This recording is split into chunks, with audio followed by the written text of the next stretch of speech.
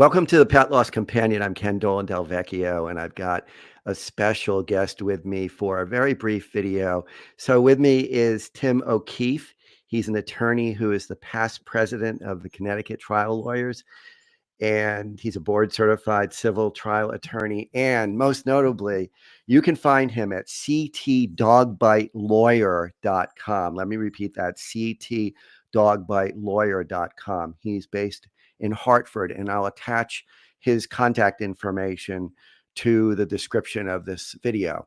And I invited Tim to speak with me because there have been a number of people who have written to us, audience members of the Pet Loss Companion, and also people who have come to my pet loss support group and our pet loss support groups over the years, whose dog or cat or other type of animal has been attacked by someone else's animal companion. And Tim specializes, one of his specialties is helping pet owners who have suffered this kind of damage. And so I wanted to just ask him to talk a little bit about what the legal options are for somebody who finds himself in this very unfortunate predicament. And Tim, I'll give you the floor. Well, thanks, Ken. First of all, I appreciate the opportunity to be with you and to be with your audience. It's true. I've been a trial lawyer for over 30 years, and most of that focus has been in the area of personal injury law, damages claims, and the like. And through the years, I've kind of developed a bit of a niche practice representing victims of dog bites and dog attacks. And in particular, and probably even more recently, I and my firm have been involved in cases where, as you say, people not only are injured themselves, but their pets are injured, or in some circumstances are even killed by other attacking animals, most notably attacking dogs. And so it's actually an area of our law that is still very young. Traditionally speaking, even in a case of a personal injury, somebody couldn't recover legal damages in an injury case for witnessing harm done to a family member or a loved one until about 20 years ago or so. Our Connecticut Supreme Court, for the first time, recognized something we call bystander emotional distress.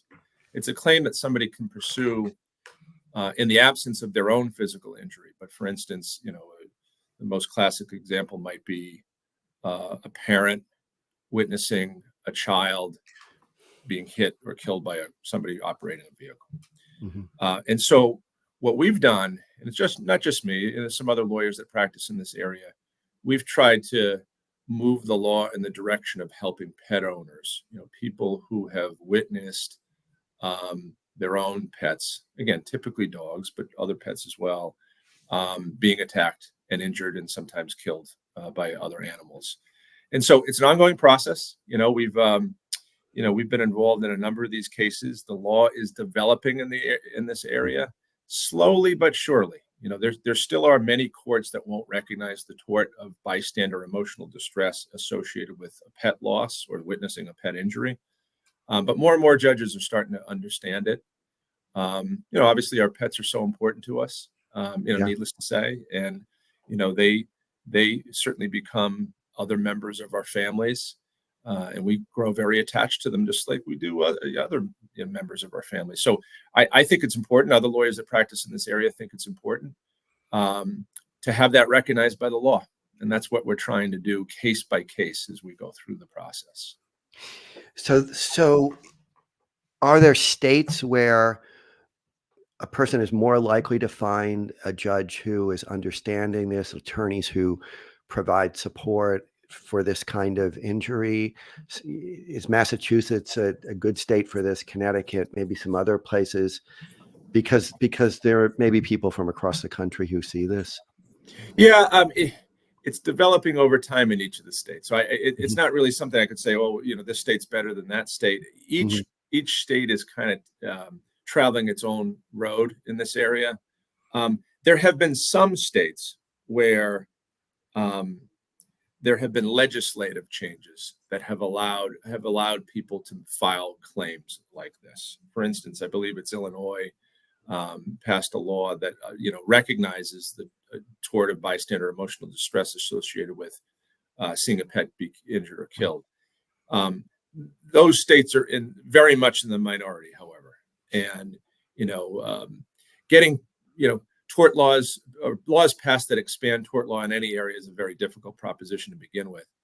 And so here in Connecticut, we've seen the movement take place, within the judicial system, the development of the common law. So, for instance, the example I used earlier, where our Connecticut Supreme Court allowed a claim for bystander emotional distress associated with an injured family member. That didn't come from a legislative act at all. That came from the development of the common law. Again, a recognition, some would call it an expansion. I think it's just more of a recognition of another form of true harm, So, again, in response to your question, it's not some cases being more likely to do it. It's just, it's starting to unfold really case by case, trial by trial. And again, my experience is here in Connecticut, and we've seen some pretty well written and reasoned decisions coming from judges that recognize the tort. Right. We continue to see other judges that are not willing to recognize the claim. So we continue to fight the battle either way. Okay, so let me ask you, if you encounter the very unfortunate circumstance where your cat or dog is attacked by a dog and harmed or killed, what are some of the things that you might do that would set you up to have a better claim as opposed to a not so good claim? Yeah, here's the way I look at it. I think that, of course, anybody has the right to legal counsel. And I think the first thing you should do is seek a legal consultation, and lawyers that practice in this area will do that for free. I mean, at no cost or obligation to the potential client. Because these cases are handled like auto crash claims, medical negligence claims on a contingency basis. So I think the first thing you can do is seek the advice of competent counsel, somebody that practices in this area, to just get an individual assessment of the situation. In terms of what you do on the ground when events are occurring, it's really no different whether or not you're going to pursue a legal claim.